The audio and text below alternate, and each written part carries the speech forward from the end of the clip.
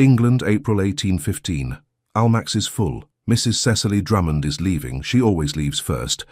Then Edmund Carlisle, Duke of Stormere, steps into her path. 2 years ago he called her not worth fighting for. He didn't mean it. She doesn't know that yet. By morning she will. Almack's, on a Wednesday evening in April, smelled of beeswax candles and careful ambition. The musicians in the gallery were playing a country dance with professional enthusiasm. The floor was full, and Mrs. Cecily Drummond was leaving. She was not fleeing. She was never so obvious as that. She had paid her respects to the patronesses, danced once with Colonel Farris, and once with young Mr. Thorpe, who had stepped on her hem and apologized 4 times, and drunk half a glass of lemonade, which was all Almack's lemonade merited. Her aunt, Mrs. Harriet Price, was deep in conversation with Lady Forsyth near the card-room, and would not miss her for another hour at least. Cecily had done what was required of her. She was going home. She moved through the room with the particular grace of a woman who had learned in 3 years of widowhood to take up exactly the space she chose and no more. The crowd parted without quite noticing it was doing so. She was in pale green, not the ivory and white that well-meaning people still pressed on her as appropriate for mourning's final stages, but a genuine colour, a considered choice, and if anyone wished to remark on it, they were welcome to do so in her absence. She collected her gloves from her wrist where she'd looped them and began pulling them on as she angled toward the far door. She did not see him until she was 4 steps away. Edmund Carlisle, the Duke of Stormere, had apparently had the same destination in mind. He was coming from the direction of the card-room, taller than she remembered, or perhaps simply more present, the kind of man who occupied a room differently at 32 than he had at 30. He was in dark coat and white cravat, immaculately turned out, and he was looking at her with an expression she had approximately a second to read before they both rearranged their faces into something more suitable. She recognized the shock in him, though he controlled it quickly. She felt her own, a small clean thing like a step miscalculated on a staircase, and controlled it faster. "Mrs. Drummond," he said. "Oh, Your Grace." She finished pulling on her second glove. Her hands were entirely steady. "I did not know you were in London." "I arrived last week." He paused, which was unlike him. He had never, in her recollection, been a man who paused. "You are well, I hope." "Quite well, thank you, and you?" "Very well." They had once talked for 4 hours about Cowper and the nature of solitude, and whether a person could be simultaneously content and restless. Now they were exchanging the precise, empty currency of people who had nothing to say and were saying it correctly. Around them the room continued. Cecily was aware of 2 women near the refreshment table who had noticed the exchange and were constructing a narrative from it. She was aware of Lady Forsyth's daughter watching from across the floor with the bright, avid attention of a girl who collected social information the way other girls collected ribbons. She was aware that she and Edmund were standing slightly too close for the conversation to look accidental. She took a small, unhurried step back, just enough. "I was just leaving," she said pleasantly. "I hope you enjoy the evening." Something crossed his face, too fast to name, too specific to be nothing. He recovered immediately. "Of course, good evening, Mrs. Drummond." "Good evening." She left. She did not look back. She did not need to look back to know that he was still standing where she'd left him, because that was the nature of exits. You only felt their effect if you turned around to measure them, and she had cured herself of that particular habit years ago. The footman fetched her wrap. The cool April air outside was a relief she didn't show on her face. She waited for her aunt's carriage with perfect composure, and only in the dark interior on the way home did she close her eyes for a moment and make a careful inventory of what she felt. Surprise, that was legitimate. She hadn't expected him. Old anger, also legitimate and old enough that it had lost its heat. Something else. She named it precisely, because she had learned that unnamed things were more dangerous than named ones. It was the feeling of a door she had shut and locked being knocked on from the other side. She registered it and locked it again and moved on. By the time the carriage reached her aunt's house on Wimpole Street, she had finished the inventory. She went to bed and slept without difficulty. She was very good at this by now. Edmund remained where she had left him for a count of 3, long enough to be noticed, not long enough to be remarkable, and then moved on with the smooth, redirectional ease of a man who had been managing his own public face since he was 17. He found Lord Carew near the card-room and spoke about horses for 6 minutes. He was perfectly agreeable. He drank nothing. He had known she was in London. Philippa had mentioned it with the careful casualness his sister deployed when she wanted him to register information without being able to accuse her of pressing it on him. Oh, and Mrs. Drummond is with her aunt again for the season, Mrs. Price in Wimpole Street. Do you remember her? I always liked her. He had said he remembered her. He had not said what he remembered.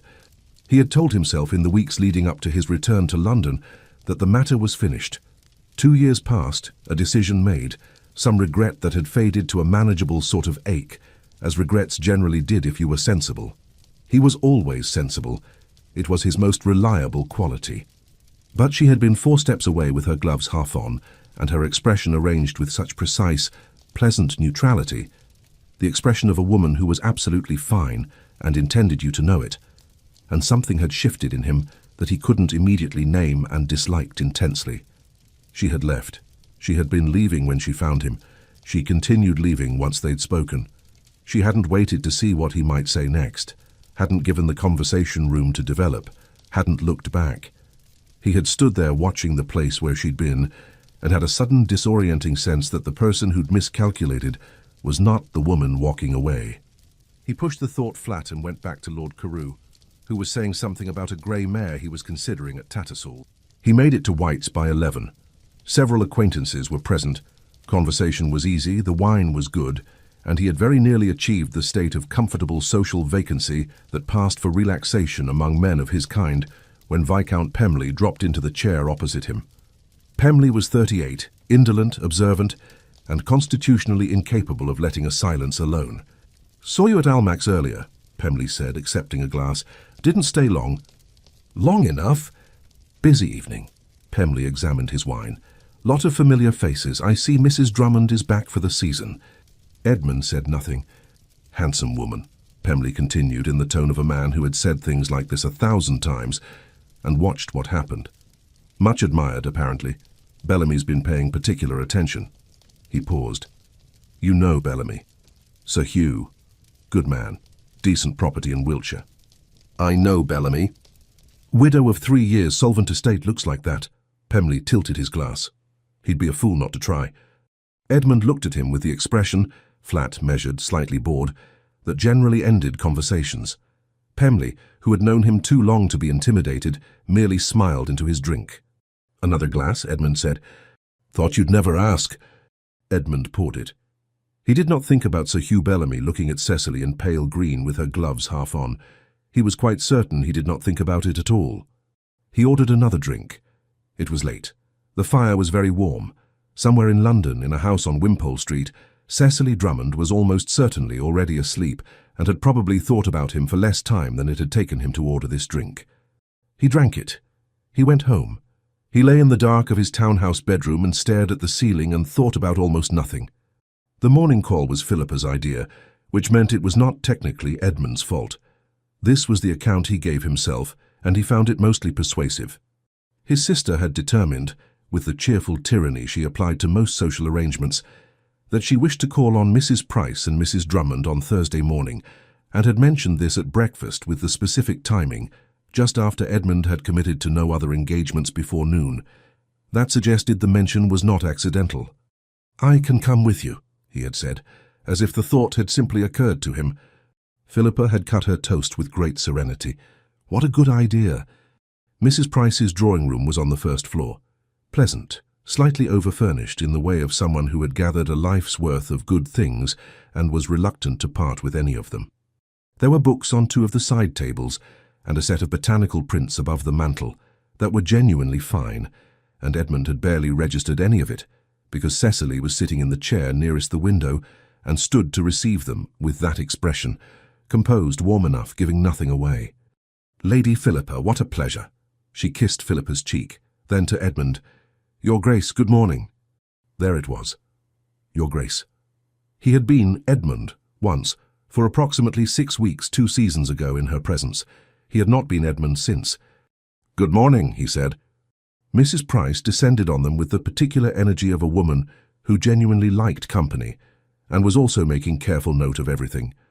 She was 55, sharp-eyed, rather splendidly dressed, and she had clearly been told about Wednesday evening, because she looked at Edmund with the kind of interested attention that she worked to make appear casual, and failed. Tea was produced. Conversation distributed itself around the room in the manner of morning calls, Philippa to Cecily, Mrs. Price to Edmund, everyone perfectly pleasant and performing the social function of the hour. Edmund watched Cecily. Not obviously. He had more practice than that, but she was sitting in three-quarter profile, and in the morning light through the window she looked. He did not finish the thought. He attended to Mrs. Price, who was asking him about the season's entertainments, and gave her an answer that was apparently satisfactory. "And do you intend to stay the full season, Your Grace?" Mrs. Price asked. "I believe so. There are matters requiring my attention in London." He had not looked at Cecily when he said this. He was quite sure he hadn't. "How delightful," said Mrs. Price. Her expression was entirely pleasant. Across the room, Philippa had made Cecily laugh. A real laugh, brief and unguarded, which she suppressed quickly, but not quickly enough. Edmund looked up, too late to see the cause, but not too late to see the end of it. Cecily, pressing her lips together against the remainder of the smile, shaking her head slightly. Something about a book, apparently. Philippa was gesturing at the side table. "You've read it?" Cecily said in the tone of someone discovering an unexpected fellow traveller. "Twice. The ending is absurd, but I forgive it everything for the first half." "The ending is the point," Cecily said. "The absurdity is deliberate. She's making a comment on—" She stopped. She glanced toward Edmund, registered that he was looking at her, and recalibrated. "Forgive me. You didn't come here to hear me argue about novels." "I would happily hear you argue about novels," Philippa said, in a tone that was perfectly sincere and also, Edmund thought, aimed sideways at him. Cecily smiled, smaller, more contained, and picked up her teacup. He had been given precisely the amount of her attention that courtesy required, not a breath more. It was precise work, and he recognized it as work, and he could not fault her for it. They left after 40 minutes, which was the appropriate duration, and Philippa was silent all the way down the stairs and into the carriage, which was wholly uncharacteristic, and therefore worse than commentary. "Don't," Edmund said. "I didn't say anything." "You were about to." Philippa looked out the carriage window. "She's lovely, Edmund." "I'm aware." "She was always lovely. I thought so 2 years ago." A pause. "She seems very settled now, very composed." "Yes." "As if she's made up her mind about something." Edmund said nothing. Philippa, who knew when she'd said enough, left it there. He did not contrive to be in the park at the same hour as Cecily. This was important to be clear about. He rode in the park because he always rode in the park on Tuesday and Friday mornings, and if Philippa had mentioned, in passing, over dinner on Monday evening, that Mrs. Drummond rode most mornings before 9, he had not been attending closely enough to retain that information in any useful way. She was on a dark bay with excellent manners, wearing a deep blue habit and her riding gloves, and she was alone except for a groom at a respectful distance. She was not hurrying. She was simply riding, which in her case looked like a considered activity rather than a social one. She was watching the trees, the early light, a pair of riders ahead of her on the path. Edmund fell into step beside her before he'd made a decision about it. She looked at him with the faintest suggestion of dry amusement. "Your Grace." "Mrs. Drummond, fine morning." "It is." "You ride early." "I prefer it before the park becomes a drawing room." "So do I." He paused. "We may have to leave before it fills then, or remain and be contradictory." Something shifted at the corner of her mouth. Not quite a smile, but the possibility of one. She looked ahead. They rode for a few minutes without speaking, which he had not expected to be comfortable, and which was. The trees were barely leafed, the light was thin and clear, and there was no one close enough to overhear. "I hope," he said, "that we are not to be strangers this season." She was quiet for a moment. Not the quiet of evasion, the quiet of a woman who chose her words rather than producing them automatically. "I see no reason why we should be," she said. It was not warm, but it was honest, which in the current circumstances he took as more valuable. "Good," he said. She glanced at him. "Was there a reason you expected otherwise?" "No, I merely know." He stopped. He was not a man who fumbled sentences. "I am glad to hear it." She regarded him with the particular expression he was coming to know, the one where she was making a calculation he wasn't given access to. Then she said, "How is Stormir?" I understand the North had a difficult winter. It was a reasonable social question. It was also a redirection. He accepted it for what it was and told her about the estate, which had indeed had a difficult winter and a tenant dispute he'd had to mediate, and she listened with genuine attention that he found disproportionately extraordinary. She is listening to me, he thought, and then felt the full absurdity of the thought that he had spent 2 years managing the impression of being listened to by a great many people and had apparently lost track of what actual attention felt like. That must have been complex to resolve, she said. Tedious is the more accurate word, but yes, those disputes rarely have clean endings. Mine had a moderately clean one. Both parties believe they won, which I understand to be the best available outcome. She turned to look at him directly then, a proper look, not the assessed glances she'd been giving him, and said, "That is a rather sophisticated position for a man who presumably had opinions about who was actually right." "I had strong opinions," he said. "I kept them to myself." A useful skill. I learned it late, but thoroughly. The almost smile again. He was beginning to want to earn the full version. A rider appeared around the bend ahead. Sir Hugh Bellamy, large and affable on a grey horse, spotting Cecily with the uncomplicated pleasure of a man who has been hoping to encounter someone and has. He raised his hat. Cecily raised her hand in greeting and nudged her horse forward at a slightly increased pace, not running toward Bellamy, but closing the distance naturally, the movement of someone for whom this was a welcome encounter. "Bellamy," Edmund said flatly to no one. She glanced back at him once, brief, unreadable, and then she was exchanging pleasantries with Sir Hugh, who was smiling at her with the open warmth of a man who had no history to manage and nothing to apologize for. Edmund rode home. He did not stay to be introduced, which would have been the obvious social move and which he could not manage with anything approaching equanimity. He rode home and changed and sat in his study for 20 minutes doing nothing, which was not a habit of his, and which he found actively unpleasant. The lending library on New Bond Street was a good one, better than most, with a proprietor who had strong opinions about what deserved shelf space and exercised them without apology. On a Thursday afternoon, when the rain had driven most of polite London indoors, the streets had taken on the resigned pewter quality that April produced without apology, and the library was warm and quiet and smelled of paper and damp wool. Edmund had been directed here by his own bookseller in search of a specific natural history pamphlet. He was not expecting to find anyone he knew. He found Cecily in the section devoted to natural history and travel, which he registered as a surprise and then, almost immediately, as not a surprise at all. She was holding a large quarto and reading the index with the concentrated expression of someone who was actually deciding whether to borrow it, not simply holding a book as a social prop. She had a second volume tucked under her arm. She had not yet noticed him. He stood 3 feet away, considering whether an interruption was welcome. Then she looked up, the way a person does when they sense presence, not because they were watching for it, and the consideration became moot. "Mr." she started, then corrected herself with the slight compression of a woman who dislikes getting things wrong. "I was going to say Mr. Carlyle, which is not right." "It was right once," he said, "before I inherited." "I know. I've never decided if the automatic promotion is a convenience or an inconvenience. Both at different hours of the day." She looked at him for a moment. Then she moved slightly to one side, making room in the aisle, which he took as invitation. "What are you looking for?" he asked. She showed him the spine. Pennant's Arctic Zoology. The second volume, the one covering the northern seas. She had clearly been here before. She had the proprietor's system in hand. "Natural history," he said. "There is a dispute in the literature," she said, with the specific tone of someone who has arrived at a position and intends to defend it. 3 sources report a species of large northern whale whose habits and dimensions do not match any previously catalogued variety.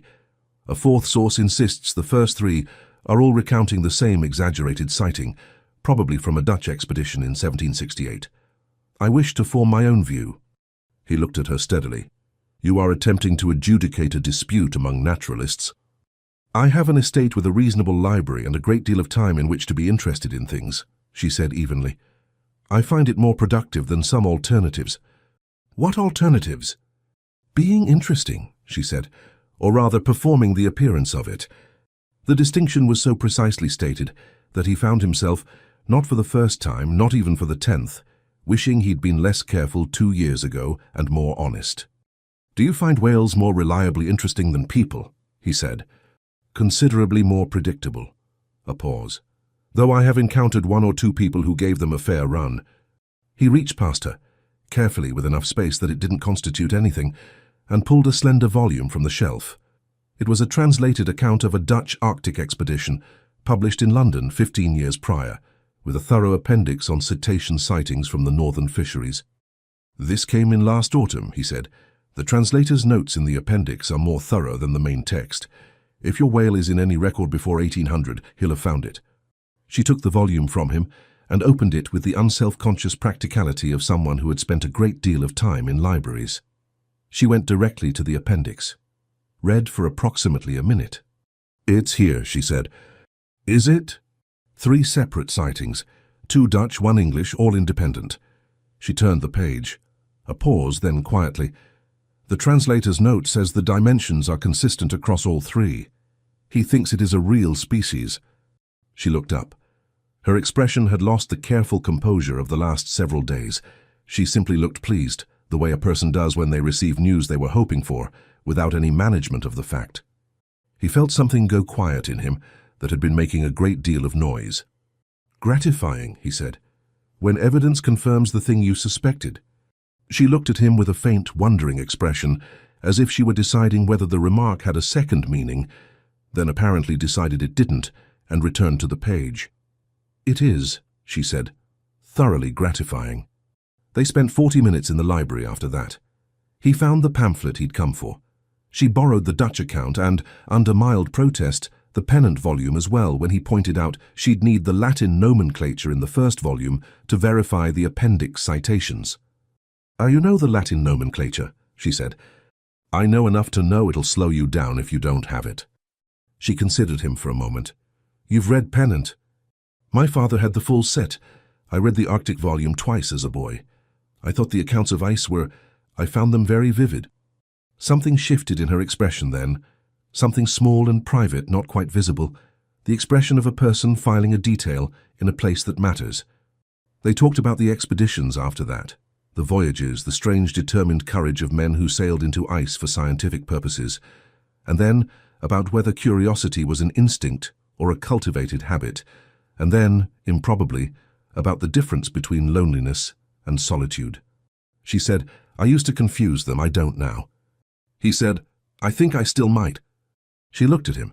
The confusion usually resolves itself once you've spent enough time alone by choice, rather than default. He wanted to ask whether she was alone by choice. He didn't. The conversation had reached the edge of something, and he recognized the cliff. Outside, the rain had not stopped. She was waiting for her carriage, and he was waiting for his. They stood under the awning in the particular temporary proximity of people who have had an unexpectedly honest afternoon and are not quite sure what to do with it. "Thank you," she said, "for the Dutch volume. You would have found it yourself." "Eventually." A pause. "But now I can go directly to the appendix." He watched her get into her carriage. She didn't look back. She was already opening the book. He stood on the pavement in the April rain and thought that this was probably one of the finest afternoons he'd spent in recent memory, and that if there was any justice in the universe, it would count for something. "She's considering Bellamy's attention seriously," Philippa said that evening, in the studied tone she used when she was delivering information she thought he needed. They were in the drawing room after dinner. Edmund was reading, or had been reading, and was now holding the book with the same finger between the same pages it had been on for 15 minutes. "Is she?" "So Mrs. Price implies. He called 3 times in the last fortnight. She rides with him." Philippa paused. "He's a good man, Edmund. He genuinely is." "I know he's a good man." He makes her laugh. "Philippa, I'm simply telling you what I observe." He turned a page he hadn't read. Outside, the rain continued on the windows in its characterless, thorough way. "I was always fond of her," Philippa said in a different voice. When there was a chance of it 2 seasons ago, I thought she was extraordinary. I still think so." She was quiet for a moment. "She was quite fond of you once, too." "That was a long time ago," Edmund said. His sister looked at him with the expression she'd inherited from their mother, the one that was entirely serene and entirely certain. "Was it?" she said. "Not a question," He didn't answer it. She picked up her embroidery and let the silence settle, and he sat with his unread book and thought about a woman in a library holding a volume about northern seas with the expression of someone who had just been given exactly what she hoped for. Was it? Philippa told her on a Friday. She had been deciding whether to for 2 weeks. She had the conversation with herself in pieces, at her dressing table in the morning, in the carriage between engagements, in the 20 minutes before sleep when the mind insisted on finishing what the day had left open. Every time she arrived at the same place, which was that Cecily deserved the truth, and every time she retreated from it, which was that it was not her truth to give. The thing that decided her was watching Edmund at the Pemberton Assembly. She had watched him watch Cecily all evening, not with the open hunger of a man who hadn't learned to manage himself, but with the particular quality of someone who had been looking at something they'd lost and had not yet accepted as gone. And she had watched Cecily dance with Sir Hugh Bellamy with the pleasant, collected warmth of a woman who was genuinely considering him, and she had thought, she doesn't know. She thinks Edmund simply didn't choose her. She doesn't know what he said. Philippa had heard the story from their mother, who had told it as a victory, that Edmund had been sensible, had put aside an unsuitable attachment, had handled the pressure with the practicality that was his great gift. She had used the exact phrase, "she isn't worth fighting for," as evidence of her son's good judgment. Philippa had not told their mother what she thought of that. She sat in Mrs. Price's drawing room on a Friday morning and drank tea with Cecily, and they talked for an hour about books and Philippa's ongoing difficulty with her mother's attempts to manage her social calendar. And then there was a natural pause, one of those moments in conversation where both people briefly inhabit their own thoughts, and Philippa said, "Cecily, I want to tell you something, and I want you to know that I'm telling you because I think you deserve to have it, not because I have a particular view about what you should do with it." Cecily set down her cup with the small, careful motion that was, Philippa had observed her tell, the thing she did when she registered that a conversation was about to change. "2 years ago," Philippa said, "when Edmund withdrew. You understood there was an interest and then it stopped." "Yes," Cecily said, her voice was level. "He was pressured. By the family, by our mother, about a more advantageous match. That much was true, and I think you knew it." She paused. "But there was a moment. Our mother pressed him for a definitive answer, something she could act on, and Edmund said that you were not worth fighting for." The room was entirely quiet. Cecily was looking at her with an expression that was not readable in any ordinary way. It was not shock, or not only shock. It was the expression of a person who has been handed a piece of information that makes several previously confusing things make precise, complete, terrible sense. "Those were his exact words," she said. "They were," Philippa said. "I heard them from our mother, who repeated them as evidence of Edmund's good sense." She paused. "He was wrong to say it. I believe he knew he was wrong the moment he did. I think he has known it since." She met Cecily's eyes. "I am not telling you to make you angry with him. I am telling you because you are apparently in the middle of making a significant decision, and I think you should be making it with the full information, not the kind version." The silence held for a moment. "Thank you," Cecily said, "for telling me." Her voice was entirely steady. "I mean that. I know it is. I know it costs something." "Yes." Cecily reached forward and picked up her teacup again. Her hand was perfectly steady. She took a sip, set it down, looked at the window, then back at Philippa. "It costs something." They sat for a moment.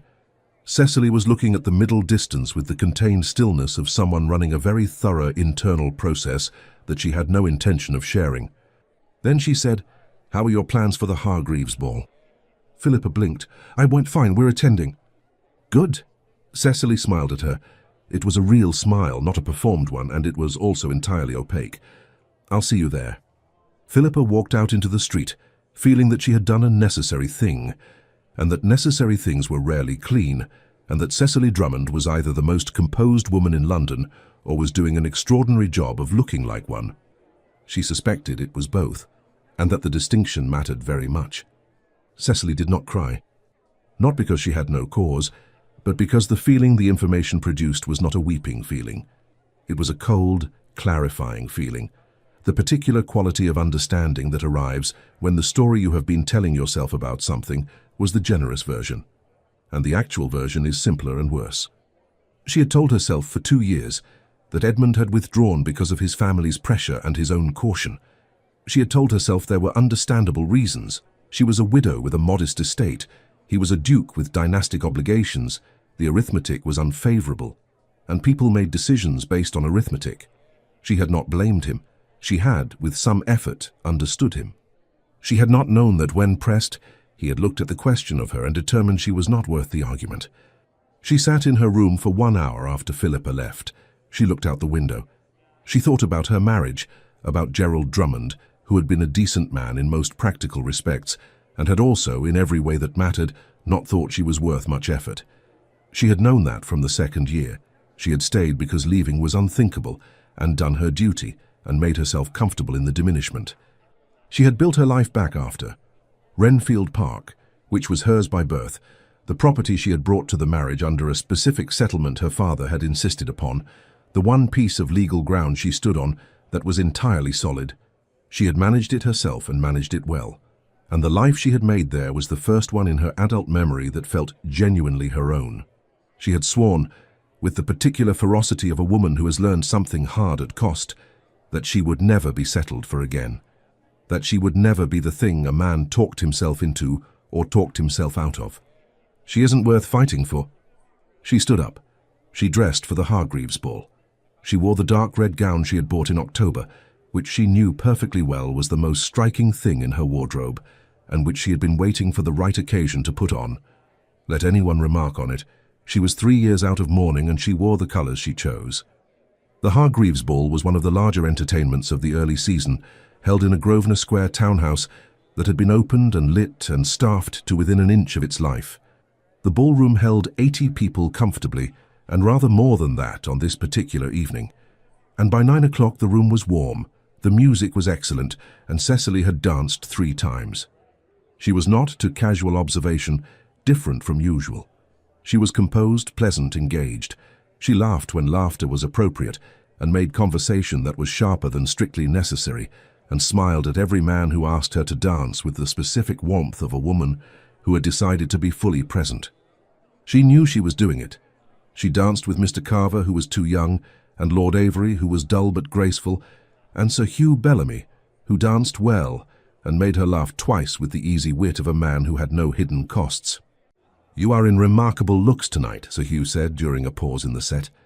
"Thank you, Sir Hugh.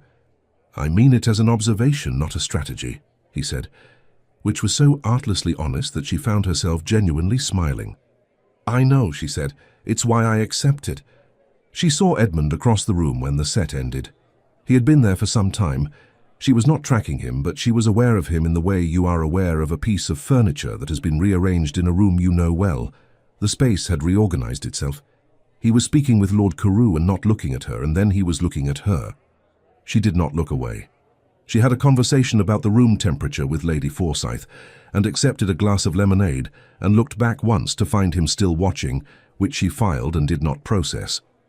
He crossed the room when the music started again. "Mrs. Drummond, may I have the next dance?" She met his eyes. She said, "Yes, of course." The set was a slow one of the old figures, the kind where partners stood close and moved apart and returned. She smiled through it with the particular brightness she had been deploying all evening, and she spoke when speaking was required, and she was aware throughout of the fraction of space between his hand and hers during the figures. He knew something was wrong. She could see it. The careful quality of his attention, the slight restraint around his mouth that was not his usual restraint. He was watching her in the way a person watches something they are afraid of disturbing. At the end of the set, he offered his arm to walk her from the floor. She took it, standard courtesy. She released it as soon as it was reasonable to do so. She thanked him for the dance. She turned toward a group of ladies near the window. She heard his voice behind her, quiet. "Mrs. Drummond." She stopped. She turned back. She kept her face entirely pleasant. "Are you well?" he said. The question was simple and was not simple at all. She looked at him.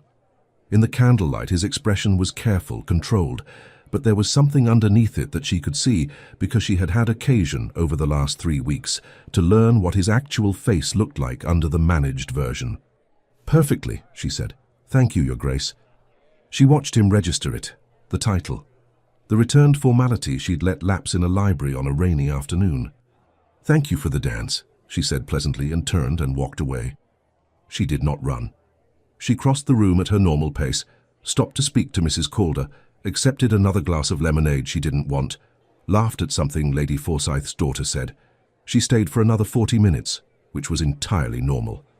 When she left, she said her goodnights with warmth and her usual composure, got into the carriage and sat in the dark on the way home. She isn't worth fighting for. She was not going to cry about this. Not about him, not in a carriage, not in any room in any house in London. She had cried during her marriage in rooms that had no witness, and she had used up that particular resource on worthier occasions. What she felt was something cleaner and harder.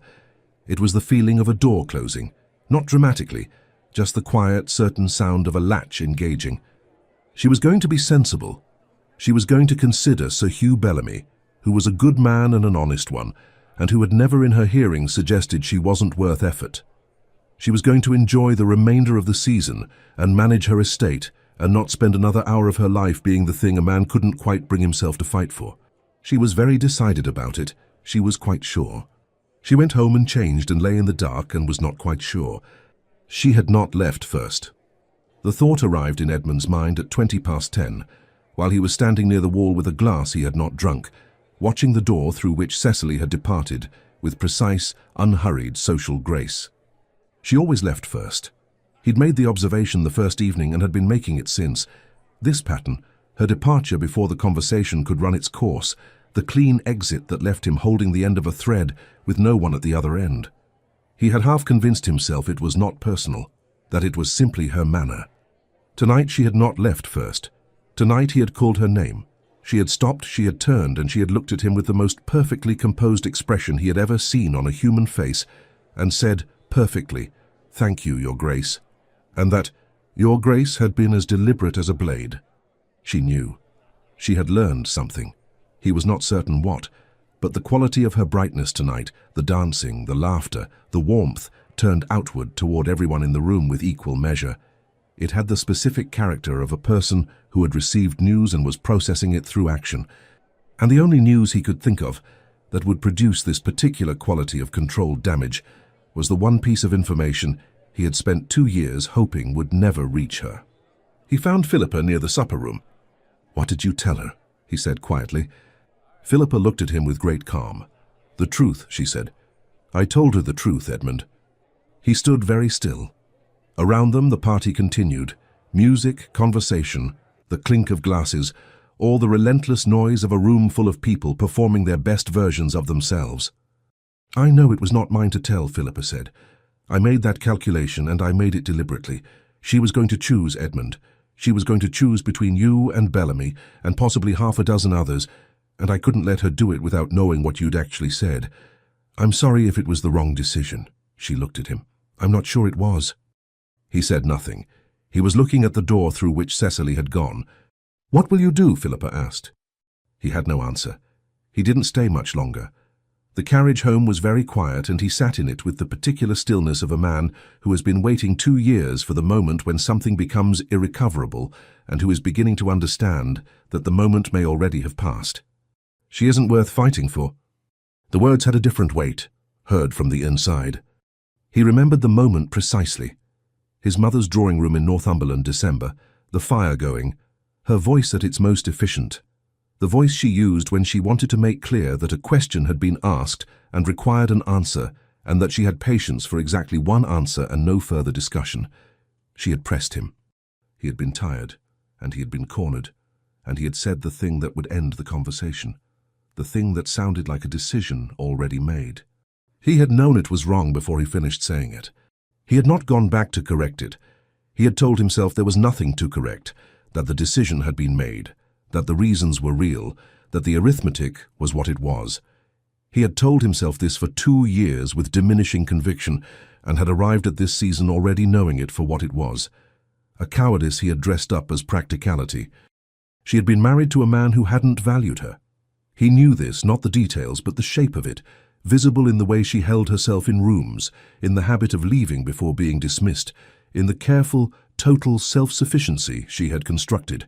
He had known it, and had let her believe he was another version of that man. He got home. He went to his study. He poured himself a drink and did not touch it.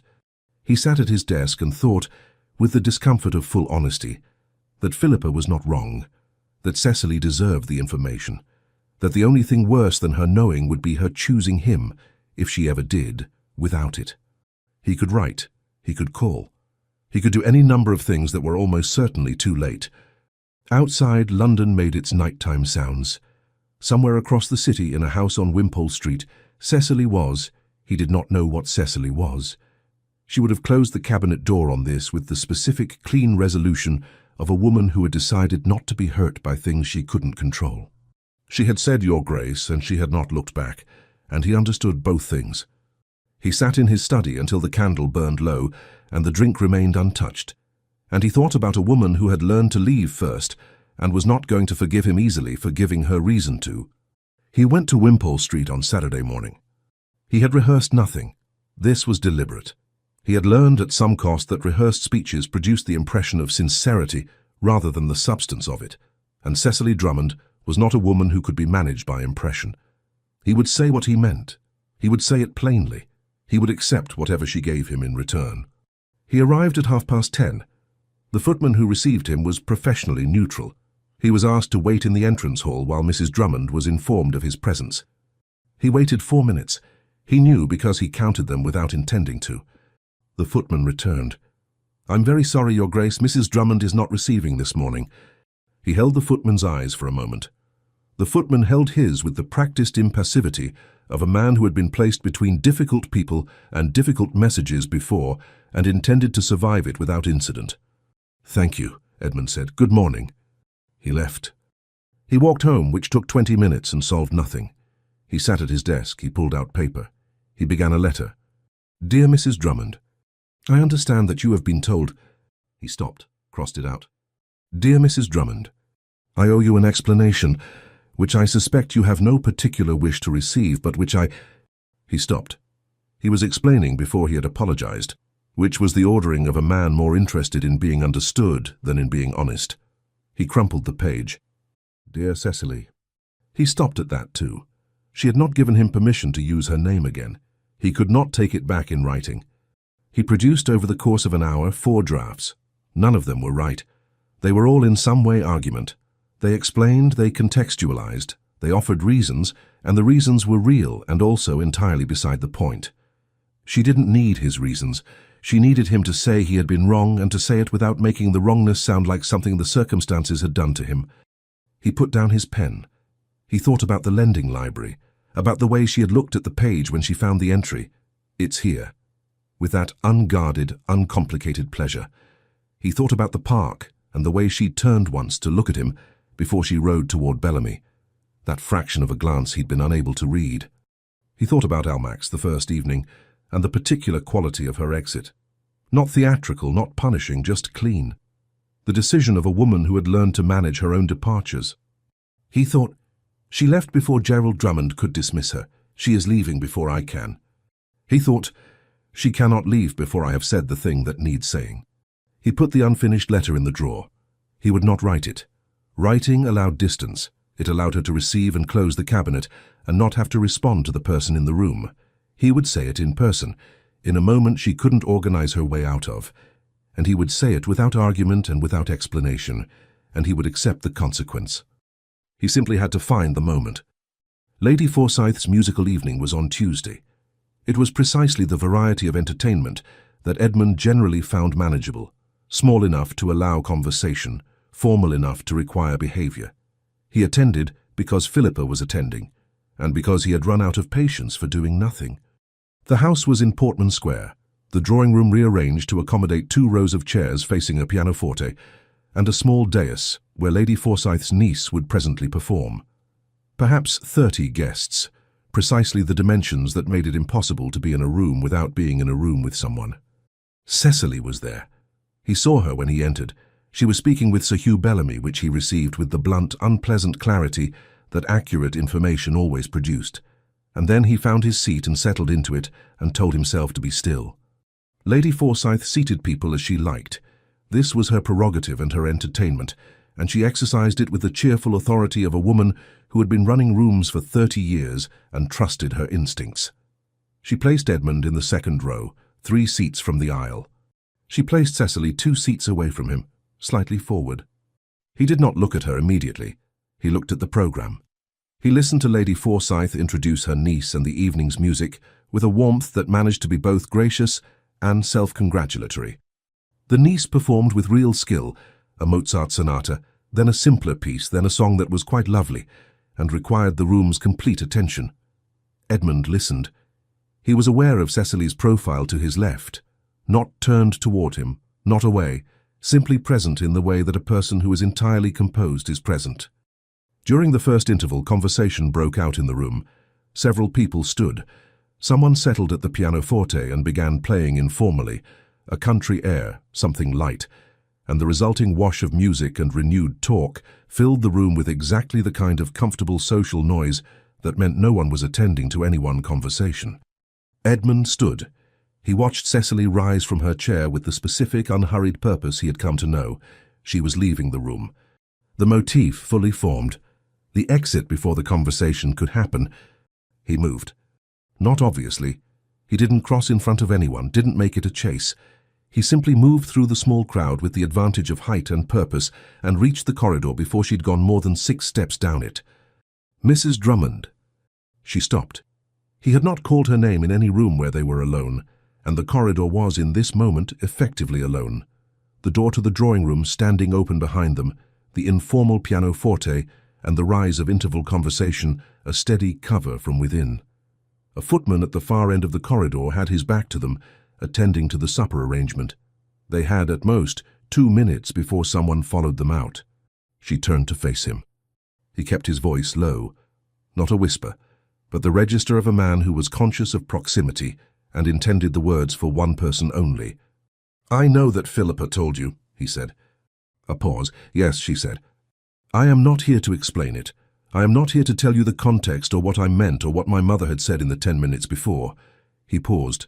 "I am here to tell you that I was wrong, that what I said was not true, and that saying it, even privately, even to close a conversation, was a cowardice I am ashamed of." She was watching him with that careful, opaque attention. She did not speak. "You were not a problem to be managed," he said. "You were not a calculation that didn't balance. You were—" He stopped. He was very close to explanation. He pulled back. "I was wrong. That is what I came to say."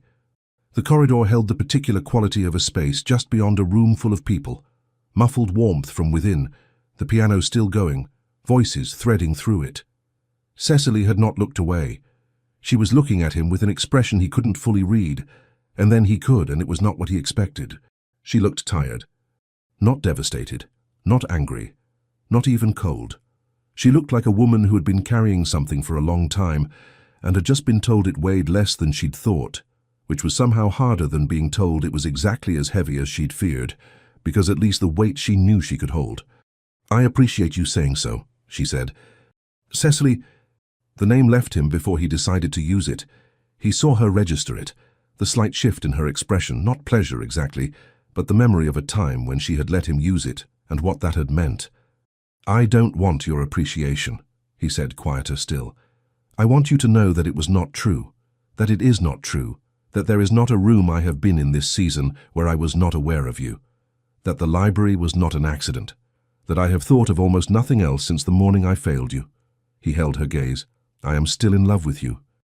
I have been in love with you since the winter of 1813, and I was a fool and I was a coward, and I said a terrible thing, and I am telling you now what I should have said 2 years ago." Silence. She was perfectly still. He said, "I do not expect you to forgive it. I am not asking for forgiveness.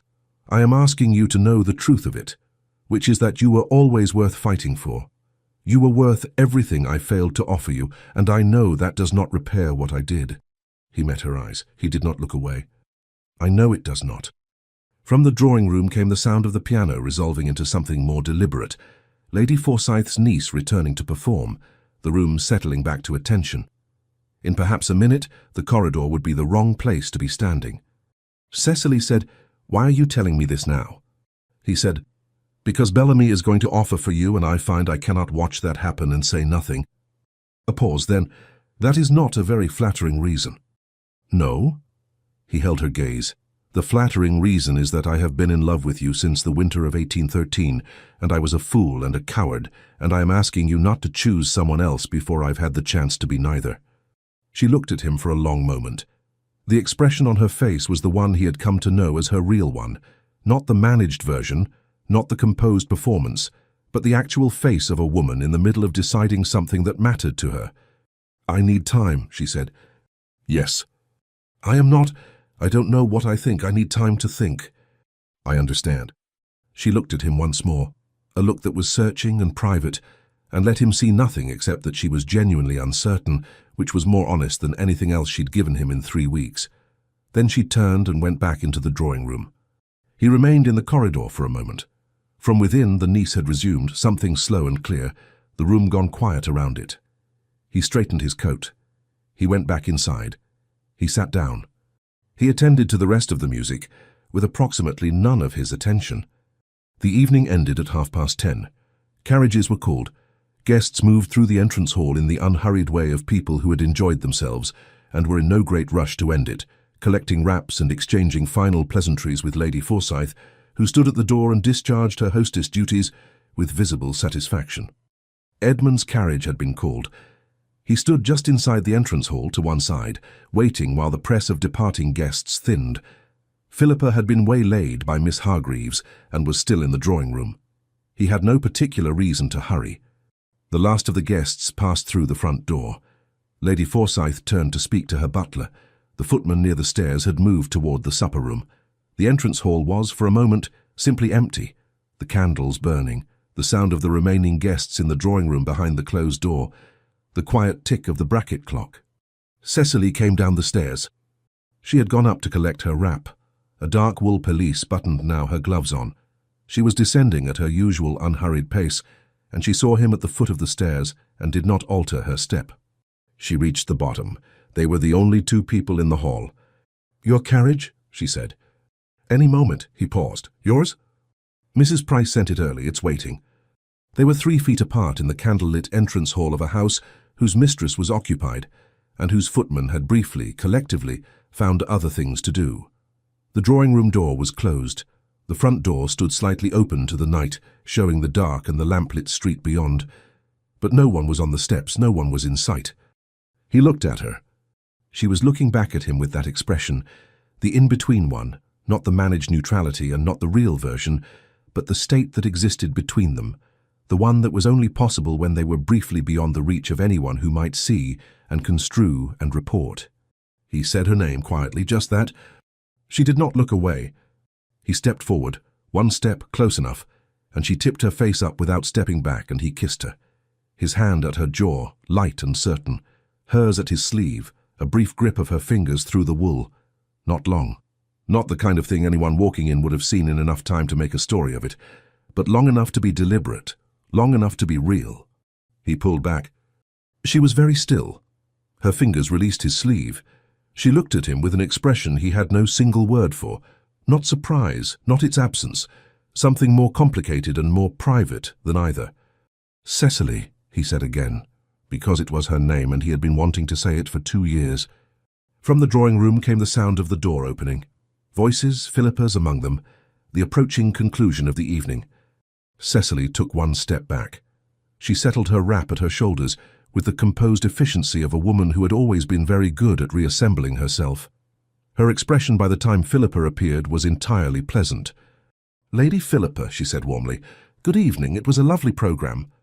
Philippa looked between them with the expression of a woman who was noting a great many things and choosing to note none of them aloud. "Wasn't it? Are you waiting for your carriage, Cecily? I can—" "It's outside, thank you." Cecily smiled at her, at Edmund, the same smile, precise and warm and giving nothing away to any observer, and moved toward the door. "Good evening." She went out. He heard the carriage door, the footman's murmur, the sound of wheels. Philippa looked at him. "Don't," he said. She said nothing. She looked at the door through which Cecily had gone, and then at her brother, and pressed her lips together against whatever she had been going to say, which took visible effort. He found his own carriage. He sat in the dark interior and stared at the opposite seat, and permitted himself for approximately 30 seconds to feel something uncomplicated. He was not sure he succeeded, but the attempt was honest. He slept badly. This was not a novelty. What was a novelty was the quality of it, not the grinding, restless, bad sleep of a man with debts or obligations circling, but the alert, bright-eyed insomnia of someone whose mind had been given too much real material to process and was working through it with cheerful thoroughness at 3 in the morning. He lay in the dark and thought about the entrance hall, about her expression, about the word time, which was a concession and also not a refusal, and which he had been turning over like a coin since the corridor. He thought about Bellamy, who was a good man, who made her laugh, who had no history of failing her and no reason to apologize, and every practical advantage, a clean slate, good intentions, the simple, straightforward decency of a man who had looked at Cecily Drummond and thought yes, without any of the hesitation or the cowardice or the 2-year gap of absence and regret. He got up at 6. He dressed. His valet appeared and was dismissed with an efficiency that left the man looking faintly insulted. Edmund went downstairs and ate nothing and drank coffee and stared at the correspondence on his breakfast table without opening any of it. At 7, his estate steward arrived. Kendrick was a capable man, older, with the particular manner of someone who had delivered difficult financial information enough times to have stopped softening it. They sat in the study. Kendrick opened his ledger. "Stormere," Kendrick said by way of preamble, in the way that meant the estate is the topic and it is not good. It was not good. The north had been expensive. The difficult winter, the tenant dispute, repairs to 2 wings of the main house that had been deferred too long and were now rather more than repairs. There was the matter of the mortgage on the western portion, which was serviceable but not comfortable. There was the matter of the inheritance Edmund's father had left, not ruinous, but leaning. "You are not in crisis," Kendrick said, which was his version of comfort. "But the margin is narrow." "How narrow?" "A difficult year narrows it further. A good year, steady rents, the northern holdings performing as they should, widens it." He paused, with the slight hesitation of a man choosing his next words with professional care. "Or a consolidating arrangement, should the right opportunity present itself." Edmund looked at him. "I mention it only as one option among—" "I understand what you mention it as," Edmund said. "Thank you, Kendrick." Kendrick closed the ledger with the practiced neutrality of a man who had been told no about such suggestions before and had learned that pursuing the point produced no result. "Then we manage," he said. "Yes," Edmund said, "we manage." Kendrick left at 8:30. Edmund sat in the study for another 10 minutes looking at nothing and thought about the conversation he'd had with Cecily about his estate. Those disputes rarely have clean endings, and the precise, engaged attention she'd given it. He thought about her library at Renfield Park. He thought about her and Stormer, and whether those were compatible thoughts or competing ones, and arrived at the conclusion that they were neither, that he had made a mess, and the estate's financial position had nothing to do with whether he'd deserved to make it. He left the house at 9:15. He intended to walk to his solicitor's office on Lincoln's Inn Fields, where there was a further conversation to be had about the northern properties. He intended to walk directly there. He walked instead. He was not certain later at what point he had made the decision. He had turned left instead of right somewhere past Cavendish Square, and then the streets had rearranged themselves in the quiet way of morning London, fewer carriages, tradesmen making their early rounds, the particular hush of a city that had not yet fully committed to the day. And he was in Wimpole Street. He stopped walking. Cecily was on the steps of her aunt's townhouse. She was not leaving. She was not receiving anyone. She was managing something, a conversation with what appeared to be a delivery man, a basket of some kind changing hands, a brief word to the footman at the door behind her. She was in her morning dress, a plain dark wool with a light shawl at her shoulders, properly gloved for the chill of the early hour, her hair simply but completely dressed in the manner of a woman who attended to herself with care, as a matter of course, rather than for anyone's benefit. She had not seen him. She was finishing her conversation, a nod, a direction given, the delivery man moving away. She turned slightly and said something to the footman, who retreated inside with the basket. Then she looked up. She saw him immediately. He was directly across the street, standing very still on the pavement, and there was no question of a casual encounter or an accidental convergence. He was simply there, looking at her, with the morning light on him, and all his composure apparently left somewhere in Marylebone. This was the thing that had stopped him. Not distress, not drama, not the pale green dress or the particular brightness of the Hargreaves ball or any of the performances of the season. Just Cecily, at the start of a day, in her own street, entirely herself, real and present and without a single layer of armor, because she hadn't expected to need any. He had seen her composed. He had seen her composed specifically in the face of him, which was the version she presented to anyone who might observe, and it was lovely, and it was entirely real, and it was also constructed.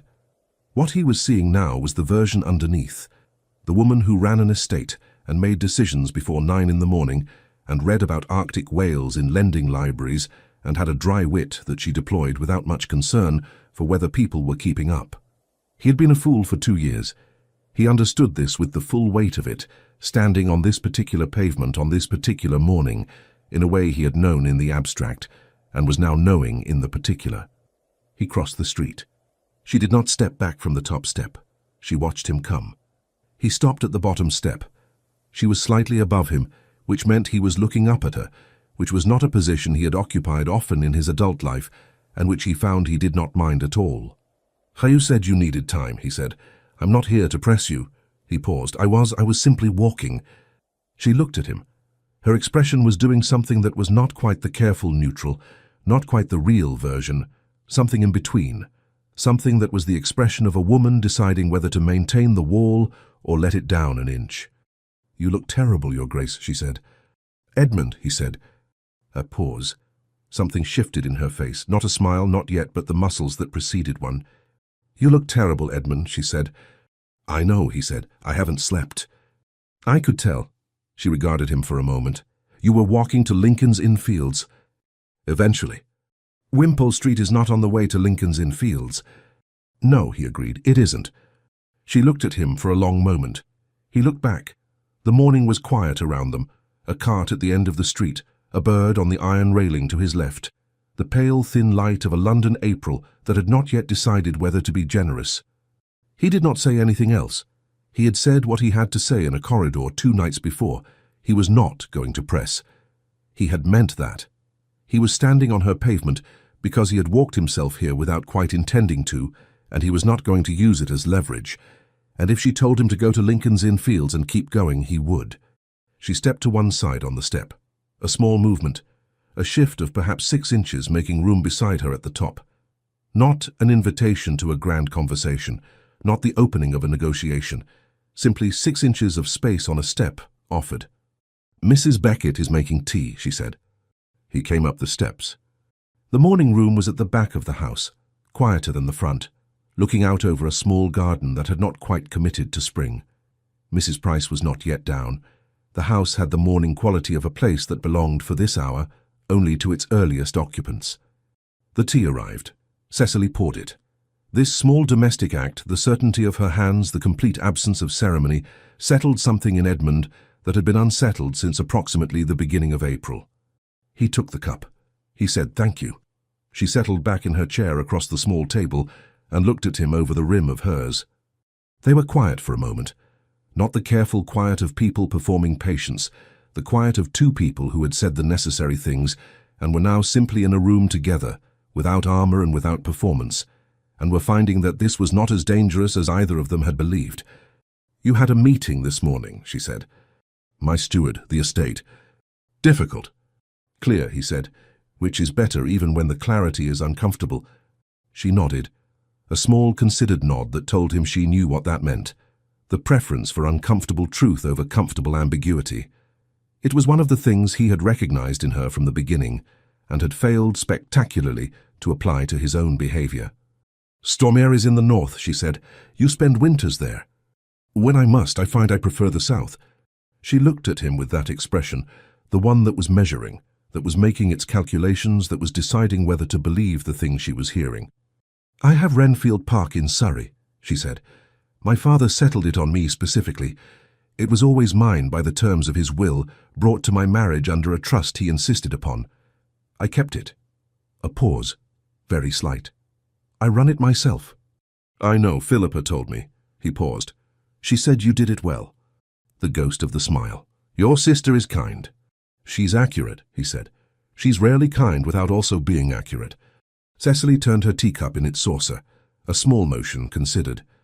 "Edmund," she said, the name, his name, in her voice, which she used with the care of someone who was choosing to. He stilled. "I am not going to pretend that what Philippa told me did not cost something," she said. "It did. Not because it surprised me precisely, but because it confirmed a thing I had been generous about. I had been telling myself a kinder version." She looked at him steadily. "I don't tell myself kinder versions anymore. I learned the cost of it." "I know," he said. "My husband was not cruel. He was simply absent. He looked at me and saw what was useful, and when I was not useful, I was not quite visible." She said it evenly, without inflection, the tone of a woman who has processed something to the point of being able to state it plainly. "I decided when he died that I would rather be alone than be invisible again." "Yes," Edmund said. "What you said placed me in the same category, the category of things that were not quite worth the effort." She met his eyes. "I know you didn't mean it that way. I believe you when you say it. But you have to understand that I have very little tolerance left for the category." "I do understand it," he said. "I am not asking you to excuse it. I am asking you to know that it was the worst thing I have ever said, and that I knew it was wrong before the words were finished." She was quiet. "I am asking," he said, "for the chance to be someone who doesn't place you in any category at all, who sees you as precisely what you are, which is considerable." Outside, in the garden, a bird landed on the stone wall and considered the morning and flew away. The tea was cooling. Mrs. Price could be heard somewhere upstairs, the sounds of a house waking properly. Cecily said, "I need you to be patient." "Yes." "I am not. This is not a refusal, but I am not a woman who makes decisions quickly anymore. I was one once. It did not serve me." "I will be as patient as you require," he said. "I will be patient for the remainder of the season. I will be patient until the leaves turn if you need it. I am not going anywhere." She looked at him. Then she did something he had not yet seen her do in his presence. She laughed, a short, quiet laugh, entirely genuine, that she made no attempt to suppress. "You came to Wimpole Street when you were walking to Lincoln's Inn Fields," she said. "Yes." "You waited on my pavement." "I wasn't waiting, He stopped. "Yes," he said, "I was waiting." She shook her head. The not-quite smile was back, and it was different from the versions he'd catalogued before, warmer at the edges, less managed. "Go to your solicitor, Edmund," she said. He stood. He picked up his hat from the table beside him. "Cecily," he said. She looked up. "Thank you for the tea." "Go," she said, with the warmth of someone who is sending someone away and is not unhappy about what occasioned it. He went. He walked to Lincoln's Inn Fields, which in the April morning was a considerable distance, and he walked it at a pace that was more than required, and he felt, despite the steward's ledgers and the narrow margins and the long way still to go, something he had not felt in some time, which was the specific and entirely irrational lightness of a man who has been given a door left open and knows it. The weeks that followed had a different quality. Not transformed. Cecily had not promised transformation and would not have had he asked, but different. She danced with him twice at the Pemberton Assembly without visible reluctance. She stopped calling him "Your Grace" in their private conversations, which began to occur with a quiet regularity that neither of them formally arranged and both of them appeared for. He found himself in her aunt's drawing room on 3 Tuesday mornings. She appeared at his sister's small dinner with her aunt and sat across from him and argued, with great good humour and complete intractability, about the proper management of heavy clay soil in the south of England. "You've never managed clay," she said. "I've managed heavier. You've managed northern moorland, which is entirely different. I managed it badly for 3 years before Kendrick told me. Your steward told you." She pointed at him with her fork, then appeared to reconsider and put it down. "You employed the knowledge of someone who knew what they were doing. That is not the same as managing it yourself." "It is precisely what landowners do. We employ competent people." "Then stop claiming the expertise." Philippa was watching them with an expression of profound serenity. Mrs. Price was watching them with an expression of complete transparency. Edmund looked at Cecily across the table, her eyes bright, not managing a single thing, and thought that this was the most enjoyable dinner conversation he had had in living memory. Sir Hugh Bellamy called on Cecily the following Tuesday. Edmund knew this because Philippa told him, and he filed the information with the effort of a man who was trying to keep a cabinet closed and was largely succeeding. He did not ask Cecily about it. She did not mention it. 2 days after that, walking in the park in the morning, together now without the pretense of accident, she said, "I told Sir Hugh that I did not think his attentions would bear fruit." Edmund was quiet for a moment. How did he take it? With good grace, he is a good man. He is. He asked if there was someone else. A pause. They were walking along the path toward the gate, the trees barely leafed, the morning light thin and clear. I told him there was a complication. Edmund looked at her sideways. "A complication," he said. "A significant one," she said, "that I was still deciding whether to let it complicate things further." He said nothing. He thought very carefully about patience, which he had promised her, and which he intended to keep. "Walk me home," she said. He did. The proposal happened in August. It happened at Renfield Park, which Cecily had opened in July. Surrey in summer was preferable to London in summer, she said, and she saw no reason to pretend otherwise. Mrs. Price had come down with her in late July, as she generally did for the warmer months, and Philippa had been invited to join them for a fortnight, which she had done with the transparent enthusiasm of a woman who was delighted by the arrangement and saw no reason to pretend otherwise either. It was Philippa's presence that made the visit possible. That gave it the social shape of a house party, rather than the impossible arrangement of a duke calling on a widow alone at her country estate. Edmund had understood this when Philippa issued the invitation, and had been grateful for it in the specific, rueful way he was coming. To be grateful for his sister's management of circumstances, he hadn't been clever enough to arrange himself. He had come down the first week of August. Renfield Park was smaller than Stormere by some measure, but it had been planted and tended with the specific intelligence of someone who had thought seriously about what they wanted from a house and from the land around it, and who had had the patience and the authority to achieve it. The library was as good as Philippa had said, better in fact, with a range in natural history and travel that reflected Cecily's actual interests, rather than the inherited accumulation of a ducal seat. There were roses in the walled garden in 3 varieties, a kitchen garden that was visibly productive, and an old pear tree against the south wall that bore fruit only in alternate years, as Cecily had explained at breakfast the second morning, in the particular tone of a woman who had been monitoring this tree's habits for some time. "This is an alternate year," she said. "Come August, there will be more pears than any household requires." "I shall look forward to it," Edmund said. She had looked at him across the breakfast table for a moment, the measuring look brief, and then returned to her toast.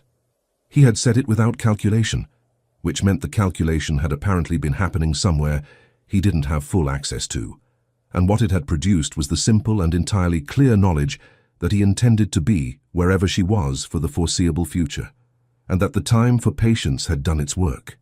He found her in the walled garden after luncheon. Mrs. Price was resting. Philippa had gone out with the Harcourt girls from the neighbouring estate. The house had the suspended quiet of a warm afternoon, and the garden was full of August light, the roses past their first flush but still going, the pear tree overhead dense and green. Cecily was standing near the garden table, with her gloves on and her hat properly tied. She had, he suspected, been inspecting the kitchen garden, which she supervised herself with the same matter-of-fact attention she gave to everything she cared about. She turned when she heard him come through the gate and regarded him with that expression, the measuring one, and he saw her read his face. She took one slow breath. She did not speak. He stopped a few feet from her. "I am not," he said, "a man who has much practice with simplicity. I have managed things and organized things and said the careful version of everything for most of my adult life." He stopped. He looked at her in the afternoon light, entirely real and entirely herself. "I love you. I want to marry you.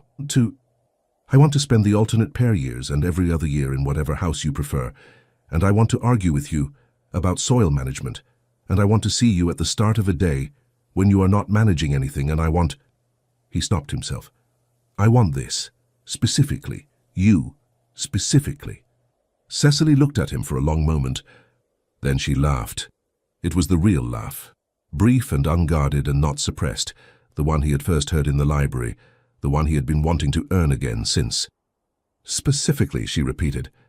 "Is that insufficient?" "No." She pulled off her right glove and held it. "No, it is. It's exactly sufficient." She met his eyes. "Yes."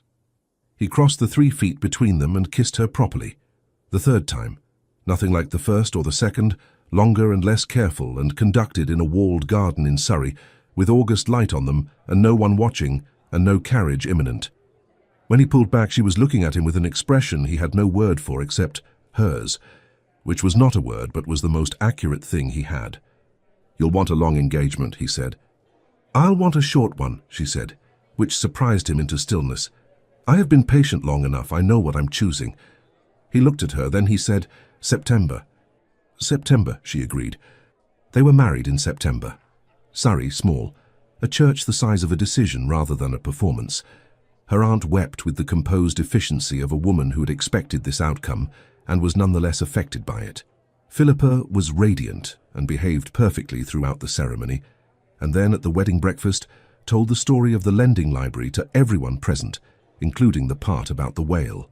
"There is no whale," Edmund said. "There absolutely is a whale," Cecily said.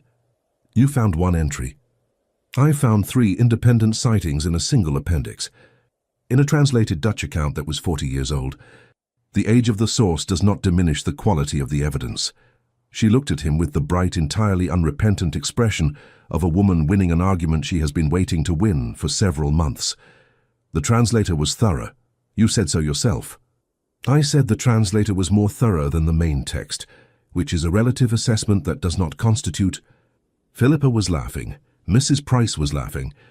Edmund looked at Cecily across the breakfast table, her eyes bright, her expression open in the particular way it only was when she had stopped managing things and was simply present, and thought that if this was the shape of it, this specific and domestic and contentious and entirely unremarkable shape of it, then he had been a fool for 2 years, and he was grateful for every moment remaining in which he could be otherwise. He was going to be otherwise for a very long time. He was quite decided about it. 2 years later, Renfield Park, late afternoon in July. The garden was in full summer, the roses at their peak and the pear tree, this being an alternate year, as Cecily had noted with satisfaction at breakfast, hanging heavy and golden against the south wall. The kitchen garden was doing well. There had been a discussion at luncheon about the courgettes, which had exceeded all expectation, and were now something of a household crisis, and which Edmund had offered to manage by writing to Kendrick about the northern kitchen garden's requirements, which Cecily had said was the most ducal possible response to a vegetable surplus. Edmund was at the garden table. He had been reading but had stopped reading some minutes ago, and was now simply sitting in the light with the book open before him and his attention on something closer to rest than he had been capable of for most of his adult life. The door from the house opened. Cecily came out with Eleanor on her hip. Eleanor was 8 months old. She was small and specific, and already, at 8 months, possessed of views she communicated without ambiguity. Views about the direction of travel, about which parent she wished to be held by, and when, about the relative merits of the garden versus the upstairs nursery, on afternoons such as this one. She had Cecily's colouring, and what Edmund increasingly suspected was his own tendency to assess a situation before committing to it, which, in a baby of 8 months, expressed itself as a long, deliberate, slightly imperious survey of her surroundings upon arrival. She surveyed the garden now. She approved. She made a small sound of acknowledgement and patted Cecily's shoulder with one decisive hand. Cecily settled into the chair across from Edmund. She adjusted Eleanor, who had opinions about the adjustment, expressed them briefly, and then subsided. Cecily looked at the garden, the afternoon, the table between them. "Philippa writes," she said. "What has she done?" "Nothing yet.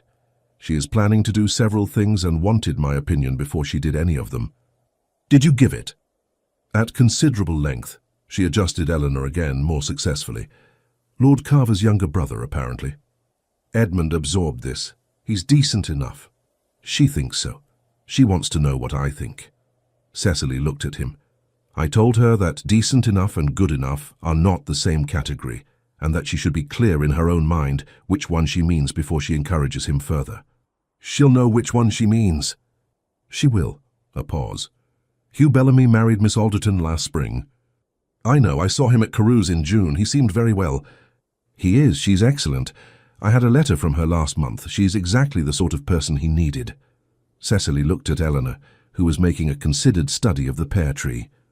"I'm glad for him." "So am I," Edmund said, and meant it simply, without remainder.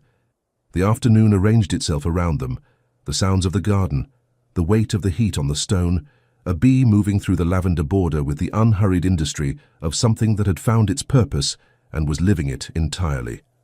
Eleanor watched the bee with the focused attention of a person encountering an interesting phenomenon for the first time and intending to file it carefully. Edmund reached across the table without thinking and put his hand over Cecily's. She looked down at it, then up at him. "You're doing that thing," she said. "What thing?" "The thing where you look at me as if you're still surprised."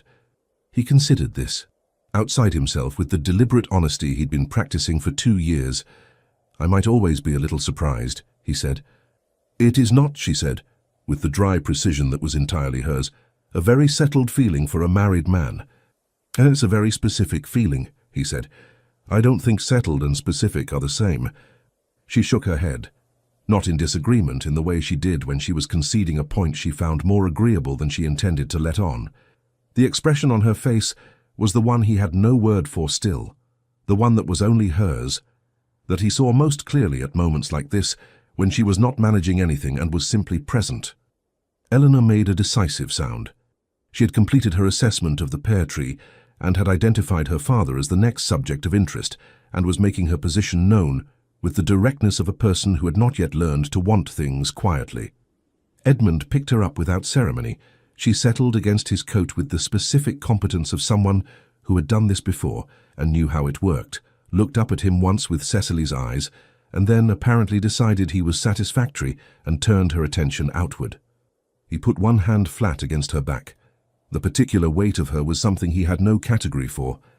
He had been finding since August of the year before last that the most important things resisted the frameworks he'd spent his life organizing things into, resisted and required him to simply be in them, which was not a skill he'd come to easily, and which he was still learning, and which was better than anything he could have managed with expertise. Cecily was watching them. Her expression was open in the way it was when she had stopped performing anything and was simply herself in the afternoon in her garden. 3 years ago, she had learned to leave before being dismissed. 2 years ago, she had let him back through a door she'd had every reason to keep shut. 1 year ago, she had sat across this same garden table on a September morning, 2 weeks after their wedding, and looked at him with the specific expression of a woman taking stock of something real and finding it, with some astonishment, exactly what she'd been told it was. She reached across the table. She put her hand over his. The gesture returned, her thumb moving once across his knuckles, small and deliberate. The bee was still in the lavender. The pear tree was full in the alternate year. The late afternoon light was the particular gold of a Surrey July that had decided finally to be generous. Cecily did not leave. She stayed.